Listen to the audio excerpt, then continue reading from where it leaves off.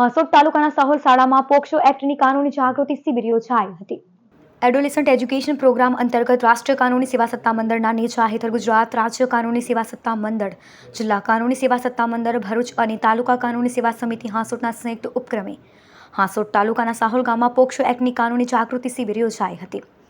જેમાં હાંસોટ અંકલેશ્વરના legal advocate Nilesh Vallabhbhai Patel તેમજ પેરાલીગલ વોરિયેન્ટર મોહસિન મિસ્ત્રીએ ધોરણ 6 થી 8ના બાળકોને શારીરિક અડપલા, જાતીય હુમલો, જાતીય સતામણી અંગેની માહિતી આપવામાં આવી હતી। આ શિબિરમાં શાળાના આચાર્ય નિલેશ સોલંકી તેમજ મદદનીશ શિક્ષક જનકભાઈ સહિત શાળા પરિવાર ઉપસ્થિત રહ્યો હતો। એડોલેસન્ટ એજ્યુકેશન પ્રોગ્રામ અંતર્ગત આજ રોજ અત્રેની પ્રાથમિક શાળા સાહોલમાં ધોરણ 6 થી 8માં અભ્યાસ કરતા બાળકોને લીગલ એડવોકેટ હાંસોટ અંકલેશ્વરના નિલેશભાઈ પટેલ દ્વારા બાળકોને પોસ્કો એક્ટની સમજ આપવામાં આવી હતી। આજરોજ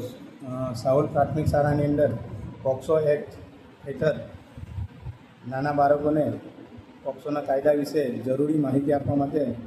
કાનૂની શિબિરનું આયોજન કરેલ હતું અને તે મુજબ અમે અહીંયા સાહોલ ગામે પોક્સોના કાયદા હેઠળ સાહોલ ગામની પ્રાથમિક શાળાના વિદ્યાર્થીઓને